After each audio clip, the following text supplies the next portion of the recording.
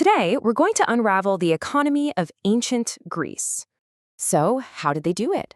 How did a civilization in a land full of rocks and not much else build one of the greatest empires in history? Let's dig in and find out, starting from the ground up. Okay, first things first. Before the temples, before the philosophy, it all started with the basics, the family farm. You see, pretty much their entire economy was built on agriculture. But here's the catch.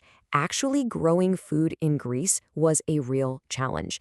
It was a constant battle against the land itself. And when I say tough, I mean really tough. The landscape was super rocky, and there just wasn't a lot of good, fertile soil to go around.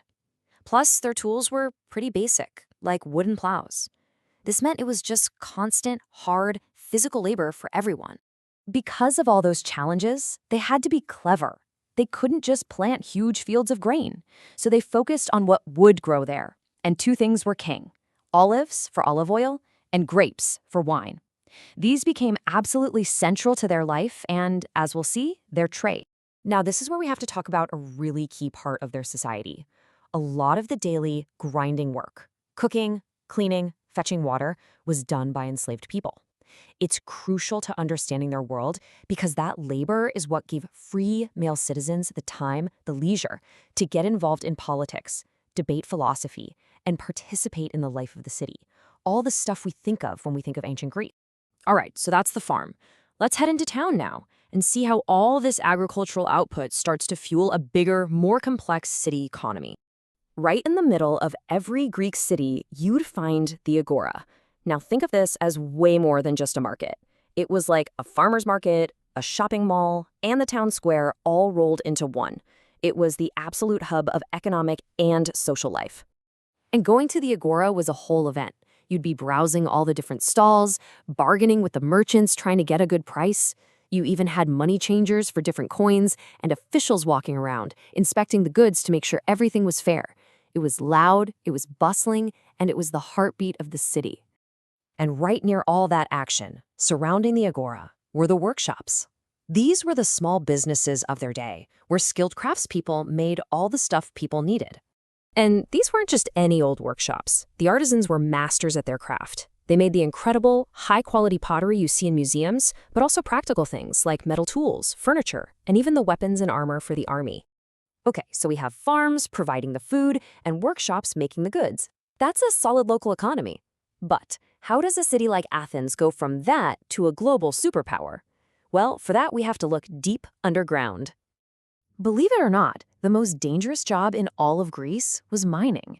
And the enormous wealth that paid for Athens' golden age, all those amazing buildings and ideas, it came from silver that was dug out of the ground at a truly horrific human cost. Yeah, the Laurium silver mines were worked by thousands and thousands of enslaved people.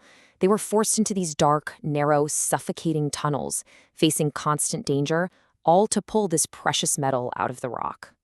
So what did they do with all that silver? They turned it into power. Literally, it was minted into coins, especially the famous Athenian owl. This coin became like the US dollar of its day. It was trusted and accepted all over the ancient world. And this is the connection you have to make. That silver, mined by slaves, is what paid for everything. It paid for Athens' powerful navy, which ruled the seas. And it paid for the construction of those grand temples on the Acropolis, like the Parthenon. The mine funded the empire. And that navy wasn't just for show. It was absolutely essential. Why? Because Greece, for all its innovations, couldn't produce everything it needed. It had to trade with the outside world to survive. So they set sail across the Mediterranean. They would sell or export the things they were great at making, their olive oil, their wine, their amazing pottery. And in return, they would buy or import the essentials they couldn't get at home, like huge amounts of grain to feed everyone and timber to keep building more ships. But make no mistake, sea trade back then was dangerous business. Yet unpredictable weather, massive storms, and on top of that, pirates were a constant threat. And that's exactly why the Navy was so important. It acted like a security force, protecting those merchant ships that were basically the city's economic lifeline. All right, let's pull back and put all these pieces together. We've seen the farms, the cities, the mines, and the trade routes. So how did it all work as one big system? The first thing to remember is that ancient Greece wasn't a single country like we think of one today. It was made up of many different independent city-states. You've probably heard of the big ones, like Athens and Sparta.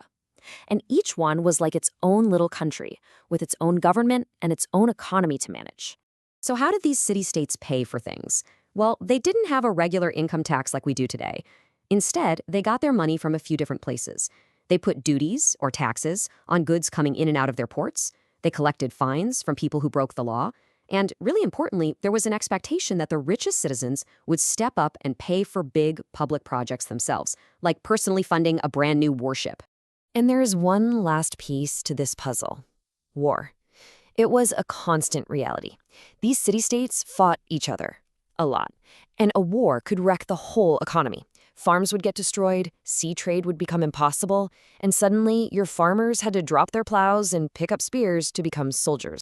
So there you have it, a really complex economic system of farming, craftsmanship, mining, and trade.